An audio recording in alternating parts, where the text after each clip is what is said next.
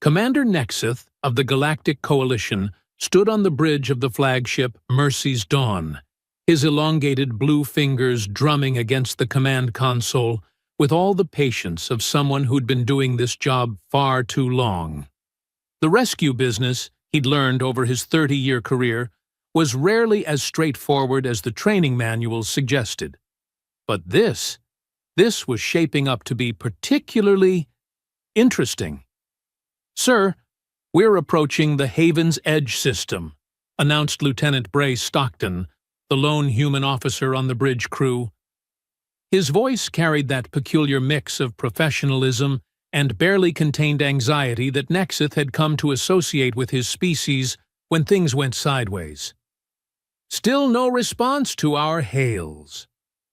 Nexeth's second pair of eyes, the smaller ones positioned just above his primary set, focused on the tactical display, while his main vision remained fixed on the viewport.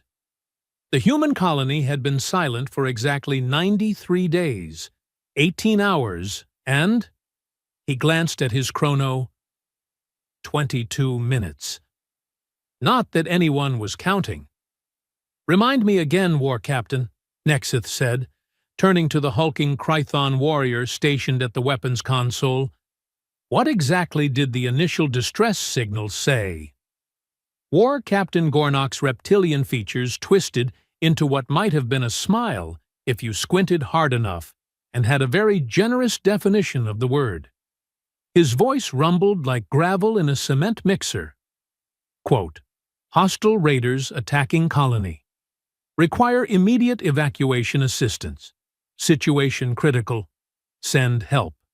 End quote. He paused, his forked tongue flicking out to taste the recycled air. Fairly standard panic transmission, if you ask me. "Which is precisely what worries me," Nexeth muttered under his breath. From her position at the engineering station, Engineer Zilf, a member of the insectoid helix species, chittered something that the universal translator helpfully rendered as nervous laughter.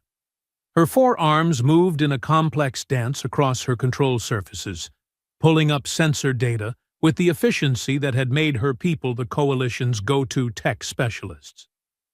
"Commander," she buzzed, her compound eyes reflecting the blue glow of her displays. "Preliminary scans of the colony are unusual." "Define unusual, Engineer." "Well, sir, the good news is there are definitely life signs. Approximately 2,000 human biosignatures, which matches the colony manifest." Her mandibles clicked together in what Nexeth had learned was the helix equivalent of clearing one's throat. "The concerning news is the energy readings." "Energy readings?" "The colony is drawing power at approximately 300% of normal residential levels. There are also some rather substantial electromagnetic signatures that suggest—" She paused, consulting her readings again. "Significant industrial activity." Lieutenant Stockton frowned. Industrial activity? Haven's Edge was an agricultural colony. The most sophisticated piece of equipment they had was a grain processor, and maybe some mining equipment for the outer settlements. "Perhaps," Zilf continued, her tone growing more uncertain, "but these readings suggest active manufacturing. Heavy manufacturing. And," another pause, longer this time, "weapons charging." The bridge fell silent except for the gentle hum of the ship's engines and the soft beeping of various monitoring systems. Nexeth felt that familiar tingle at the base of his neck that had kept him alive through more rescue missions than he cared to count.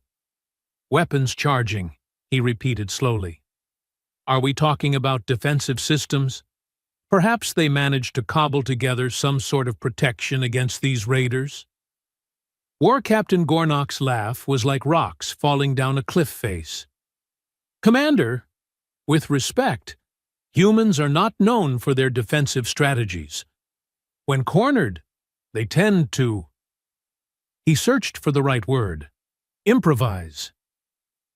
"That's putting it mildly," Lieutenant Stockton added, with the tone of someone who knew his species' reputation all too well. The view screen shimmered as they dropped out of hyperspace, and the planet Haven's Edge materialized before them in all its deceptively peaceful glory. It was a nice enough world, temperate climate, decent atmosphere, the kind of place that looked perfect for growing things and raising families far from the chaos of galactic civilization. "Medical Officer Thess to Bridge," came a melodious Altarian voice over the comm system. "Go ahead, Doctor." "Sir, I've been reviewing the medical profiles of the Haven's Edge colonists. Approximately 60% of the adult population has some form of military background. Former coalition forces, planetary defense, private security. It's quite unusual for an agricultural settlement." Nexith felt his secondary eyes narrow. "How unusual?" "Well, sir, most farming colonies recruit people with agricultural experience, botanical knowledge, maybe some basic technical skills. This colony seems to have recruited, well, if I didn't know better, I'd say they recruited a small army and then taught them to farm." "Fascinating," Nexith murmured, though his tone suggested he found it anything but pleasant. "Zilf, what's the status on those energy readings?" "Increasing, sir. Whatever they're powering up down there, they're not trying to hide it." Could it be a trap? This from War Captain Gornock, whose warrior instincts were apparently starting to tingle as well. A trap? For whom? The raiders? Lieutenant Stockton shook his head. "That doesn't make sense. The distress call was sent on Coalition emergency frequencies. If they were setting a trap, surely they wouldn't." He was interrupted by a new voice crackling over the communications system. A human voice, female, with the kind of casual confidence that immediately put everyone on alert. "Coalition vessel Mercy's Dawn. This is Haven's Edge Colony Control. We see you up there, and we appreciate you stopping by, but I'm afraid you've caught us at a rather busy time." Nexith blinked all four eyes in sequence. "Colony Control. This is Commander Nexith of the Coalition Rescue Service. We received your distress signal approximately 3 months ago and have come to provide evacuation assistance." "Distress signal?" The voice paused, and there was definitely amusement in it now. "Oh, right. That old thing. Yeah, about that. Turns out we didn't need rescuing after all. But since you've come all this way, you're welcome to come down and see what we've been up to. Fair warning, though, we're expecting some uninvited guests in the next few hours, so if you're planning to visit, you might want to bring something a bit more substantial than a medical kit." The bridge crew exchanged glances that ranged from confused to concerned to, in War Captain Gornock's case, oddly intrigued. "Colony Control," Nexith said carefully. "Can you clarify the nature of these uninvited guests?"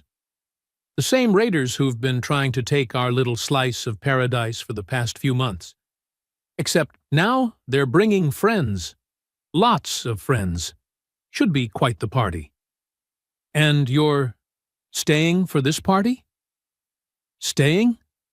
Commander, we're hosting it. Haven's Edge Colony Control out." The communication channel closed with a definitive click, leaving the bridge in stunned silence. Finally, Lieutenant Stockton spoke up. "Sir, with all due respect to my species, I think we're about to find out what humans do when they're not actually in distress." War Captain Gornock's rumbling chuckle filled the bridge. "This should be interesting." Nexith stared at the peaceful-looking planet below and wondered, not for the first time in his career, why rescue missions involving humans never seemed to go according to the manual. "Engineering? Prepare a shuttle. Medical? Prep your field kit. And War Captain?" He turned to the massive Krython. "Perhaps you should come along as well." Planning to make friends, Commander? No, Gornok. I have a feeling we're about to meet some humans who've decided to make their own entertainment. And if 3 months of silence has taught me anything, it's that human entertainment tends to be explosive. As the Mercy's Dawn moved into orbital position, the sensors continued to register increasing energy levels from the colony below. Whatever the humans of Haven's Edge had been doing for the past 3 months, they'd clearly been busy. Very busy indeed. The shuttle, helping hand, descended through Haven's Edge's atmosphere with all the grace of a diplomatic mission that had suddenly realized it might be flying into a war zone. Commander Nexith gripped his restraints as the craft bucked through some rather aggressive turbulence, while War Captain Gornok seemed to be enjoying the rough ride with the sort of enthusiasm that made everyone else nervous. "Commander," Lieutenant Stockton called from the pilot's seat, "I'm picking up what appears to be a landing beacon, but—" He paused, consulting his instruments with the expression of someone who wasn't entirely sure he was reading them correctly. "Sir, they're guiding us to what looks like a fortified military installation." "Define fortified," Nexith said, though he suspected he wasn't going to like the answer. "Well, sir, I see defensive walls, what appear to be weapons emplacements, and— Are those trenches?" Medical Officer Thess leaned forward from her seat, her pale blue features creased with concern. "Trenches? For an agricultural colony?" "Maybe they're really into root vegetables," Engineer Zilf suggested, with the kind of optimism that fooled absolutely no one. The shuttle touched down with a soft thud on what had clearly once been a landing pad, and was now surrounded by enough defensive earthworks to make a military engineer weep with pride. As the engines wound down and the landing ramp extended, the team got their first real look at what Haven's Edge had become. "Well," War Captain Gornok rumbled with obvious approval, "this is not what the brochures advertised." The colony had been transformed.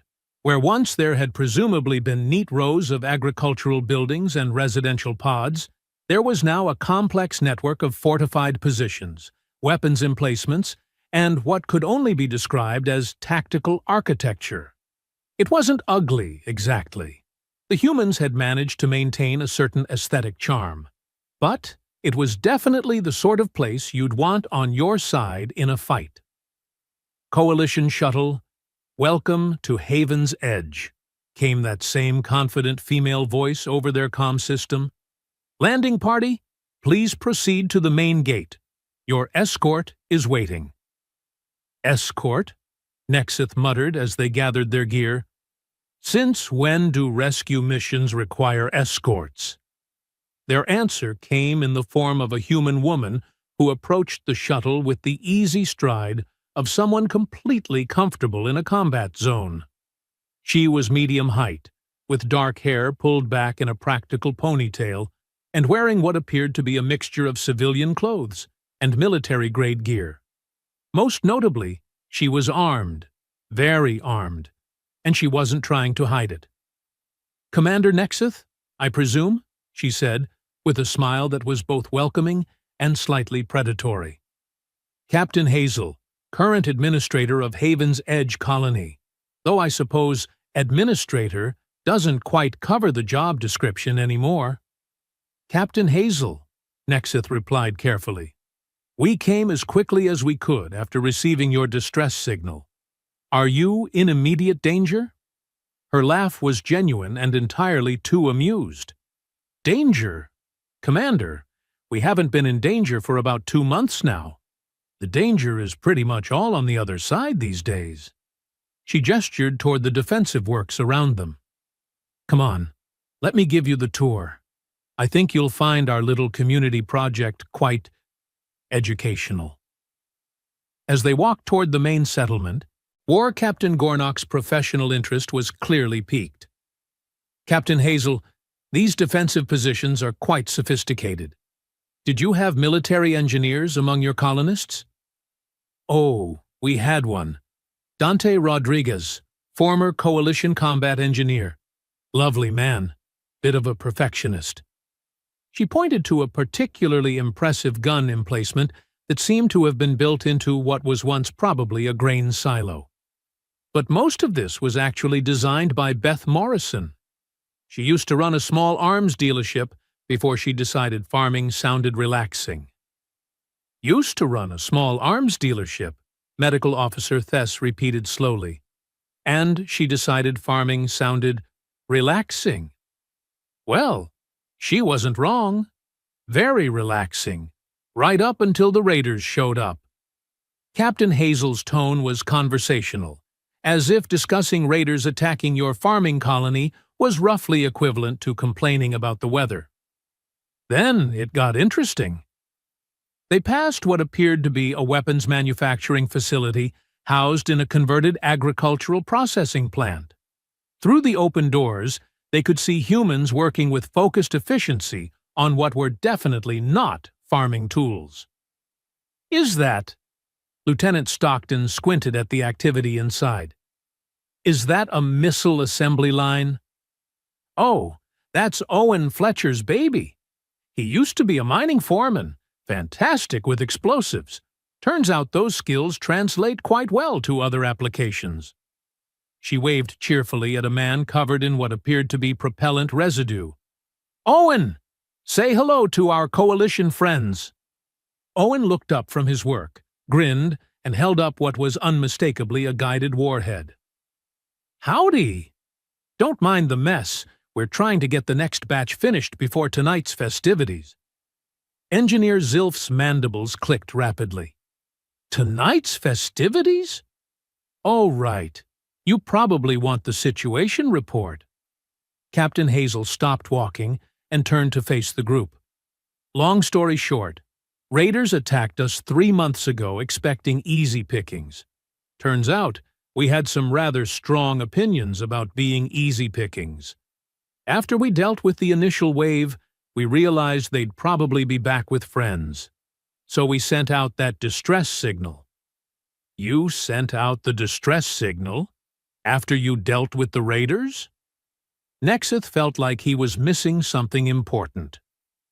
Well, not to get rescued, Hazel clarified with the patience of someone explaining something obvious to a particularly slow child.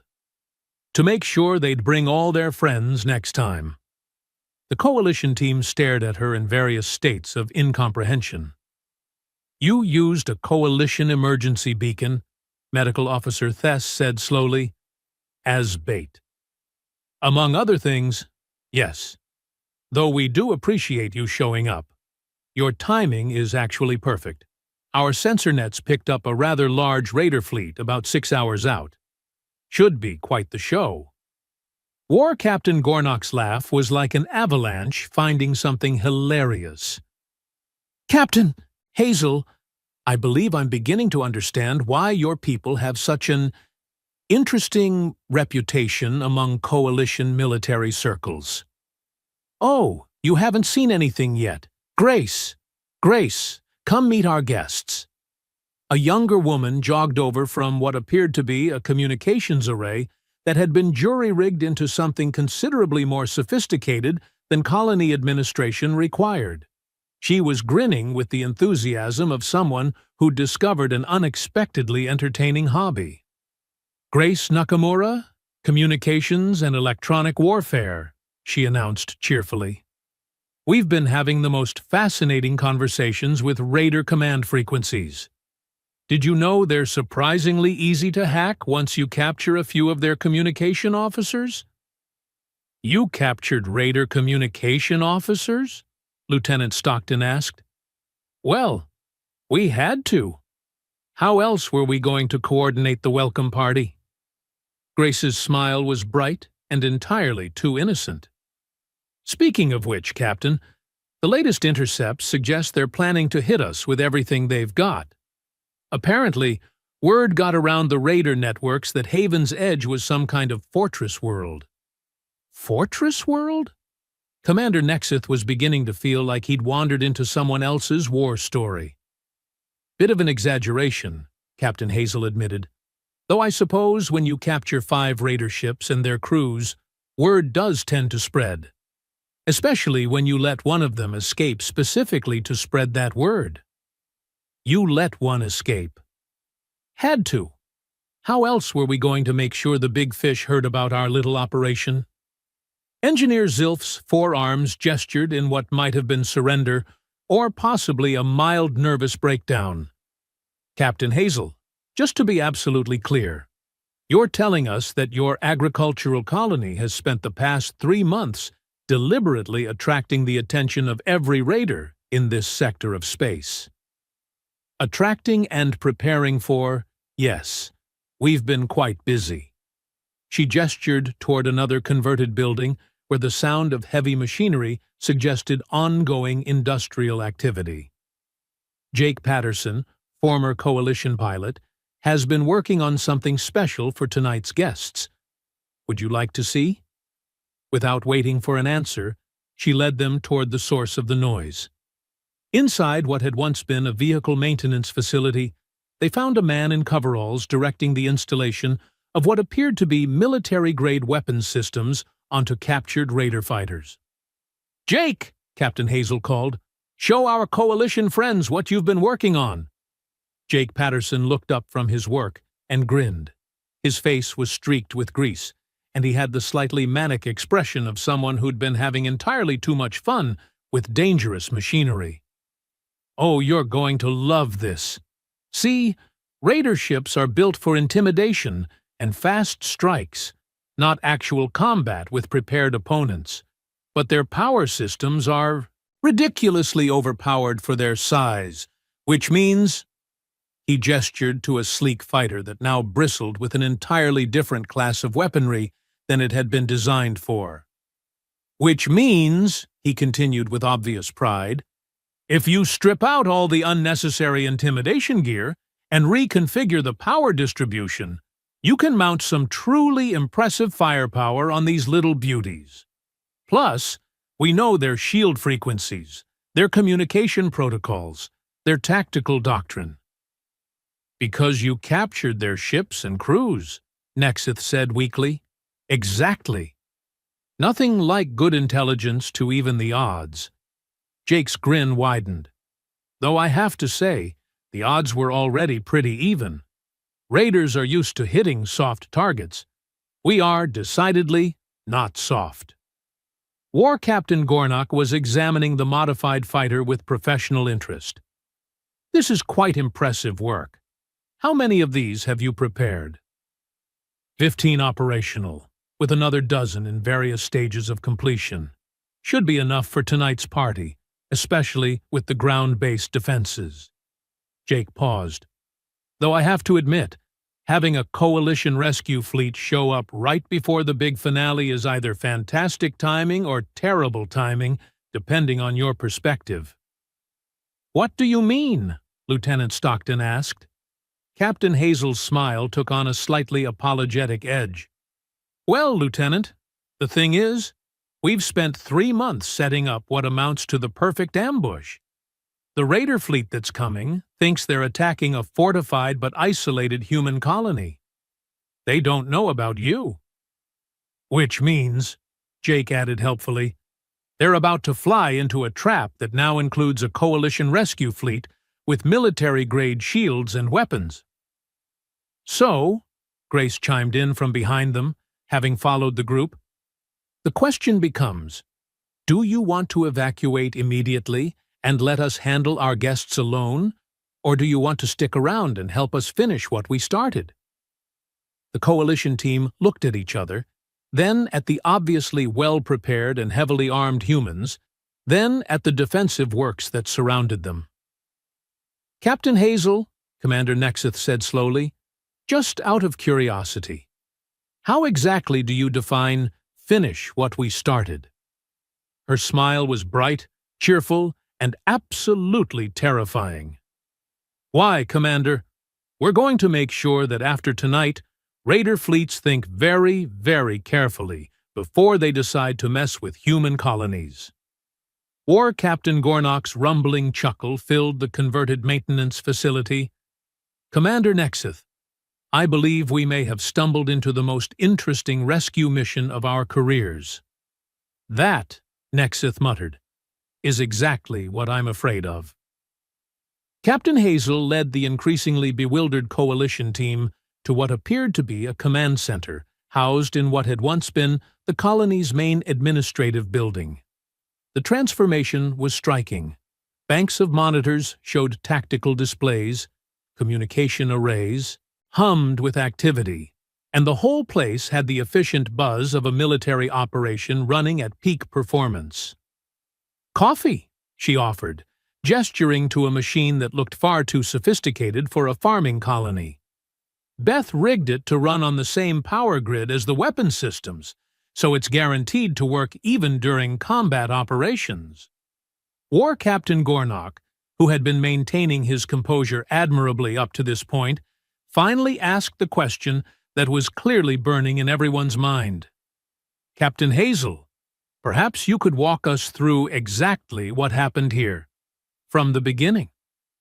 "Oh, absolutely. Though I should warn you, it's quite a story."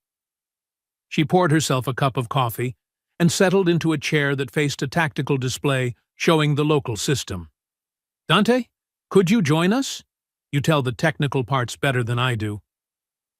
A man in his 40s appeared from behind a bank of computers, wiping his hands on a rag that had seen better days. Dante Rodriguez had the kind of weathered face that suggested he'd seen his share of combat zones, and the confident bearing of someone who knew his business. "Dante Rodriguez, former Coalition combat engineer," he said by way of introduction. "Currently serving as Haven's Edge Director of Applied Problem Solving." "Applied problem solving?" Medical Officer Thess raised an eyebrow. "Well, when raiders attack your farming colony, it becomes a problem. When you solve that problem creatively, it becomes applied problem solving." His grin was entirely too pleased with itself. "We've gotten very good at it." Captain Hazel gestured to the tactical display. "It all started about 3 months and 5 days ago. We had a normal morning, people tending crops, kids in school, the usual peaceful colony routine. Then our sensor nets picked up incoming ships. The display shifted to show a recorded tactical situation.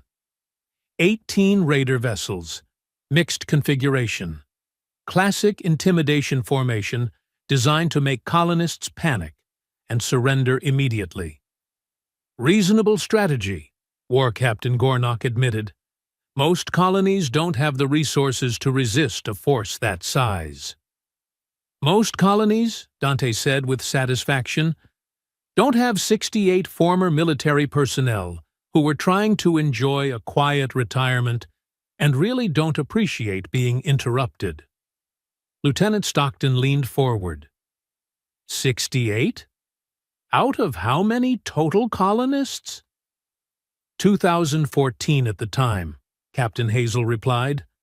"Though I should mention that about half of the remaining population had some form of security, law enforcement, or paramilitary background. Turns out when you advertise a colony as peaceful agricultural community, seeking experienced individuals who value self-reliance, you tend to attract a certain type of person. The type who gets bored easily and has strong opinions about being threatened," Dante added helpfully.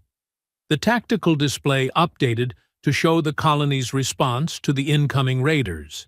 "So," Captain Hazel continued, "we had about 20 minutes before they arrived. Most colonies would use that time to send distress signals and hope for the best. We used it to implement what Dante likes to call Reception Protocol Alpha." Reception Protocol Alpha. Engineer Zilf's mandibles clicked nervously.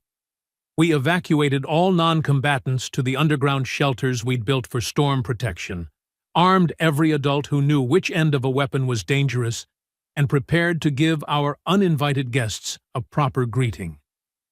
Dante's fingers danced over the control console and the display showed the colony's defensive preparations with time-lapse efficiency. The raiders' plan was simple, Captain Hazel explained. Land, intimidate the population, steal everything valuable, probably take hostages to sell in the slave markets. Standard operating procedure for their kind. Instead, Dante said with obvious satisfaction, they landed in what we'd turned into a carefully prepared kill zone. Turns out, agricultural equipment makes excellent improvised weaponry when you know what you're doing. Combine harvesters are surprisingly effective against light armor. And crop dusters make decent gun platforms if you're creative about the modifications.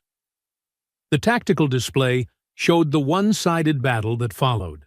Commander Nexith watched with growing amazement as the recording showed raiders being systematically outmaneuvered and outgunned by what should have been helpless farmers. The engagement lasted about 45 minutes, Captain Hazel said casually. We captured 12 ships intact, took 86 prisoners, and the remaining 6 vessels retreated in what I believe the technical military term is disorderly panic. You captured 86 raiders? Medical Officer Thess sounded like she wasn't sure she'd heard correctly. Oh, they're quite comfortable. We converted one of the storage facilities into a detention center. They get 3 meals a day, medical care, recreational activities, and the opportunity to participate in our ongoing intelligence-gathering efforts. Intelligence-gathering efforts, Commander Nexith repeated slowly. Dante's grin widened.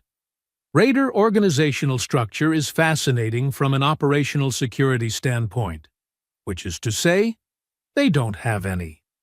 Once you convince them that cooperation is in their best interest, they're remarkably forthcoming about fleet movements, target priorities, command structures. How did you convince them? War Captain Gornock asked with professional curiosity. Oh, that was easy, Captain Hazel said.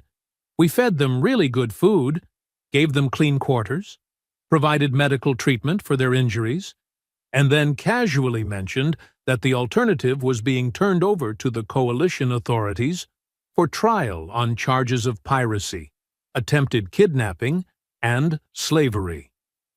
Most of them became quite chatty after that, Dante added, especially once we explained that helpful prisoners might earn reduced sentences and relocation to minimum security facilities rather than maximum security prison worlds.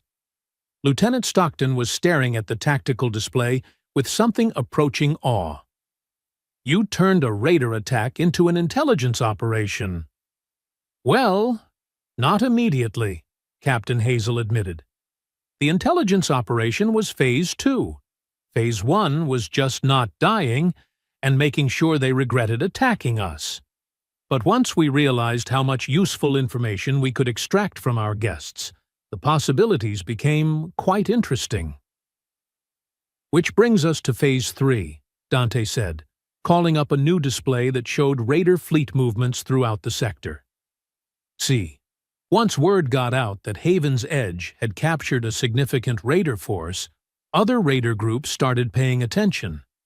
They began sharing information, coordinating movements, preparing for a major assault. Exactly what we wanted, Captain Hazel said with satisfaction. Engineer Zilf's compound eyes focused on the display with obvious concern. Captain, that's a substantial fleet. Over 100 ships, including several heavy cruisers, and what appears to be a command dreadnought. 138 ships, to be precise, Grace Nakamura said as she joined the group, carrying a tablet covered in communication intercepts. Plus, support vessels, troop transports, and what our intelligence suggests is a slave processing ship. Her expression hardened. They're not just coming to attack the colony. They're planning to turn this entire system into a supply and processing center for their operations. Which, Captain Hazel said, her cheerful demeanor taking on a distinctly predatory edge, was a mistake. A mistake? Commander Nexith was beginning to feel like he was trapped in someone else's fever dream. Dante brought up another display, this one showing the colony's current defensive capabilities. See, Commander, when raiders decided to use our little settlement as the centerpiece of their regional expansion, they inadvertently provided us with the perfect opportunity to solve a much larger problem. The raider problem in this entire sector, Captain Hazel explained. Think about it. Instead of having to hunt down raider fleets scattered across dozens of systems, they very kindly agreed to bring their entire regional force to us. All at once, at a time and place of our choosing. War Captain Gornok's rumbling laugh filled the command center. You turned your colony into bait for the entire raider fleet. Bait with teeth, Owen Fletcher said, as he entered the room, his arms full of what appeared to be advanced targeting systems. Very large, very sharp teeth. Speaking of which, Captain, the final weapon systems are online. We're as ready as we're going to be. Excellent. Owen, meet our coalition friends. Commander Nexith, this is Owen Fletcher, our director of Things That Go Boom. Owen grinned and nodded at the coalition team. Pleasure to meet you folks. Hope you're planning to stick around for the fireworks. We've been preparing quite a show. What kind of show? Lieutenant Stockton asked, though his tone suggested he wasn't entirely sure he wanted to know. Well, Owen said, settling into a chair and pulling up his own tactical displays, let's just say that when you have 3 months to prepare, unlimited access to captured raider technology, a population with more military experience than most planetary defense forces, and a really strong motivation to make sure this never happens again. He gestured to the display showing weapons emplacements, modified ships, and what appeared to be some sort of space-based defensive network. You build something special, Dante finished. Something that will make very sure every raider in 3 sectors understands that human colonies are not soft targets. Medical Officer Thess looked at the defensive preparations with growing concern. Captain Hazel, this is an impressive setup, but you're talking about facing a fleet of over 100 ships, even with your preparations. Even with our preparations, Captain Hazel agreed, it would be a challenging fight, which is why your arrival is so perfectly timed. Our arrival? Grace looked up from her communication intercepts. Captain, they're moving ahead of schedule. Fleet will be in weapons range in approximately 2 hours. 2 hours? Commander Nexith felt like events were moving beyond his control. Captain Hazel, we need to discuss evacuation procedures immediately. A coalition rescue fleet can provide cover while we extract your population. Commander, Captain Hazel interrupted gently. With all due respect, we don't need to be rescued. But we would very much like your help in making sure that after tonight, no other human colony will need to be rescued from raiders either. She stood and walked to the main tactical display, which now showed both the approaching raider fleet and the coalition ships in orbit. The way I see it, you have 3 choices. You can evacuate immediately and let us handle this alone. You can evacuate our non-combatants and let the adults finish what we started. Or ... Or, War Captain Gornok prompted, though his tone suggested he already knew what she was going to say. Captain Hazel's smile was bright, confident, and absolutely terrifying.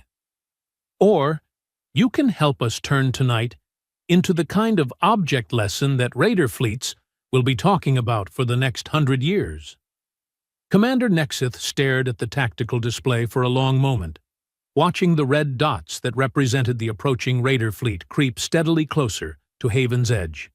In 30 years of rescue operations, he'd never encountered a situation quite like this one. Usually, the people he rescued were grateful for evacuation. They didn't typically ask him to help them fight a war. "Captain Hazel," he said slowly, "are you absolutely certain about this course of action? That's a substantial enemy force, and while your preparations are impressive, you're talking about engaging a fleet that outguns you significantly." "Commander," War Captain Gornock rumbled, "with respect, I don't think they're outgunned." All eyes turned to the massive Krython warrior, who was studying the defensive readouts with obvious professional appreciation. "Explain," Nexith said.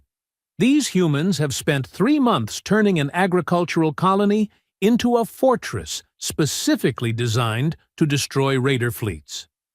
They know their enemy's tactics, technology, and weaknesses. They've prepared the battlefield, gathered intelligence, and constructed weapons specifically optimized for this engagement." His reptilian features twisted into what might have been a smile. "Commander, this isn't a desperate last stand. This is an execution." Captain Hazel's grin widened. "I couldn't have said it better myself." "But," Medical Officer Thess interjected, "what happens after? Even if you win, the Coalition will have to investigate. There will be inquiries, reports, potential legal complications." "Which is exactly why having Coalition witnesses present would be so helpful," Dante said smoothly. "Nothing like official documentation to make sure everyone understands that this was a clear case of self-defense against piracy and attempted slavery." Grace looked up from her communication station. "Captain, incoming transmission from the raider fleet. They're demanding our surrender." "Put it through," Captain Hazel said cheerfully. The main display flickered, and the image of a scarred, predatory alien face appeared. This was clearly Warlord Scraze, the commander of the raider fleet, and he looked exactly like what Central Casting would order if they needed someone to play a space pirate. "Human colony," he snarled. "I am Warlord Scraze of the Crimson Fleet. You have interfered with our operations and captured our warriors. Surrender immediately, and your deaths will be quick. Resist, and we will make examples of your young that will terrify human colonies across the galaxy." The command center fell silent. The Coalition team watched Captain Hazel's expression shift from cheerful hospitality to something considerably more dangerous. "Warlord Scraze," she replied, her voice carrying the kind of calm politeness that experienced soldiers recognized as a warning sign. "Thank you for accepting our invitation. We've prepared quite the welcome for you and your fleet." "Invitation?" The warlord's confusion was evident. "Oh, yes. You see, we needed to gather all the raiders in this sector into one convenient location. Your arrival means we can finally solve our local piracy problem permanently." The alien's face twisted with rage. "You think your pathetic defensive positions can stand against the might of the Crimson Fleet? We have crushed a dozen worlds." "I'm sure you have," Captain Hazel said pleasantly. "Unfortunately for you, those worlds weren't populated by people who used to make crushing fleets their day job." Haven's Edge Colony out. The transmission cut, leaving the command center in tense silence. "Well," Lieutenant Stockton said finally, "I think it's safe to say negotiations have concluded." "Commander," Captain Hazel turned to Nexith, "I need an answer. Are you staying to help, or do you need to evacuate immediately?" Nexith looked around the command center, taking in the calm confidence of the human colonists, the sophisticated defensive preparations, and the tactical displays that showed a battle plan 3 months in the making. Then he looked at his own team. War Captain Gornock was practically vibrating with anticipation. Engineer Zilf was studying the human weapon systems with obvious fascination. Medical Officer Thess looked concerned but determined. Lieutenant Stockton just looked resigned to whatever was about to happen. Captain Hazel, Nexith said slowly, on behalf of the Coalition Rescue Service, I officially designate this operation as humanitarian intervention in support of civilian self-defense. Her smile could have powered a small starship. Outstanding! Dante, bring our guests up to speed on the battle plan. Grace, signal the fleet that we're about to begin. Owen, ... Weapons are hot and ready, Captain. Jake? Fighter squadrons standing by, both ours and theirs. His grin was particularly satisfied. The raiders are going to be very surprised when their own ships start shooting at them. Excellent. Commander Nexith, if you'd like to coordinate with your ships, we could use their firepower for the opening phase. The next hour passed in a blur of tactical coordination and final preparations. The Coalition fleet moved into position, ostensibly to provide evacuation support, but actually to serve as the anvil against which the raiders would be hammered. The colonists made their final preparations with the calm efficiency of people who had been planning this moment for months. Raider fleet entering weapons range, Grace announced. They're deploying in standard intimidation formation. Let them get closer, Captain Hazel said calmly. We want them committed to the engagement before we spring the surprise. On the tactical display, the Raider fleet spread out in the classic pattern designed to overwhelm planetary defenses through sheer firepower and numbers. It was an effective strategy against most targets. Haven's Edge was not most targets. They're launching fighters, Jake reported from his position at the flight control station. Standard harassment pattern, designed to draw our defensive fire. Let them come, Owen said, his hands dancing over weapon control systems. Everything's automated and slaved to our targeting computers. They can't overwhelm what they can't confuse. Commander, War Captain Gornock said, studying his own tactical displays, their formation is designed to maximize intimidation, but actually creates several significant vulnerabilities. I noticed that too, Captain Hazel said. Almost like they've never faced an enemy that actually knew what they were doing. Raider fighters entering defensive perimeter, Grace announced. Execute Phase 1, Captain Hazel ordered. What happened next would be talked about in military academies for decades to come.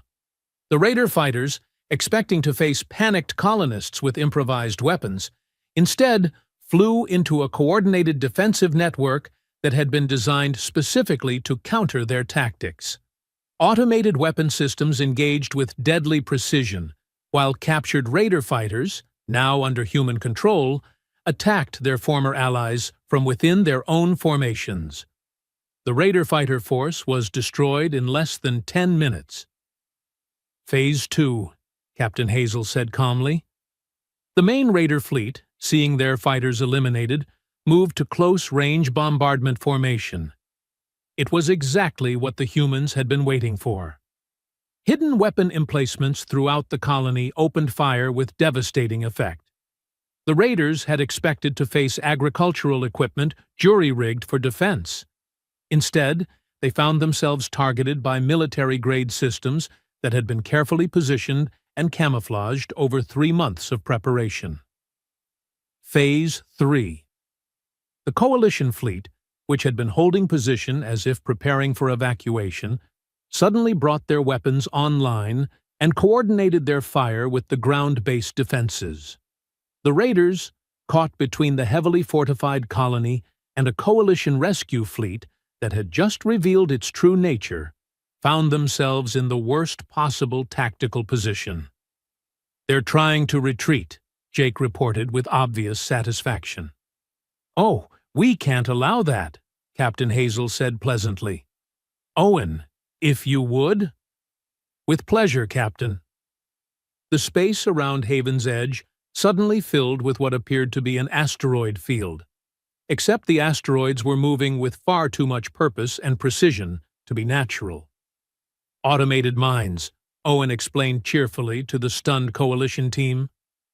We've been seeding the system with them for 2 months. Remote detonation, smart targeting, the works. Amazing what you can build when you have access to captured raider technology and 3 months of motivated engineering time. The raider fleet found itself trapped in a minefield that hadn't existed an hour earlier, under fire from ground-based defenses that matched anything in the coalition military, attacked by their own captured fighters, and engaged by a rescue fleet that had turned out to be anything but helpless. The battle lasted another 20 minutes. When it was over, the Crimson Fleet had ceased to exist as a fighting force. Casualties? Captain Hazel asked. 3 minor injuries from recoil when the No. 4 gun emplacement fired a bit enthusiastically, Medical Officer Thess reported after consulting her readings. Also, I think Owen singed his eyebrows again. Completely worth it, Owen called from his station. Commander Nexeth looked at the tactical display showing the scattered remains of what had been a fleet of over 100 ships, then at the cheerful human colonists who were already beginning post-battle cleanup procedures. "Captain Hazel," he said slowly, "I believe this may be the most unusual rescue mission in Coalition history." "Oh, Commander," she replied with that same bright, terrifying smile. "This is just the beginning. Grace, send signals to the other colonies. Let them know the raider problem in this sector has been resolved." "Other colonies?" Lieutenant Stockton asked weakly. "Well, we couldn't send distress beacons from just one location. That wouldn't have been convincing enough to draw all the raiders in the region." "How many other colonies?" Commander Nexeth asked, though he suspected he didn't want to know the answer. "Just 3. All agricultural settlements, all populated by people who were looking for a quiet retirement and really don't appreciate being bothered by pirates." Dante grinned. "Turns out, when you recruit your colonists from former military personnel who are bored with civilian life, they tend to be very creative about solving problems." Commander Nexeth stared at them for a long moment, then began to laugh. It started as a chuckle, built to a rumble, and finally became the kind of helpless laughter that comes from realizing you've been completely outmaneuvered by people who were supposed to need rescuing. "Captain Hazel," he said when he finally caught his breath, "I don't suppose you're expecting any other uninvited guests in the near future?" Her smile widened. "Oh, Commander, that depends. How do you feel about helping us solve the slave trader problem in the next sector over?" War Captain Gornock's rumbling laughter joined his commander's. "I believe, Captain Hazel, this is going to be a very interesting partnership."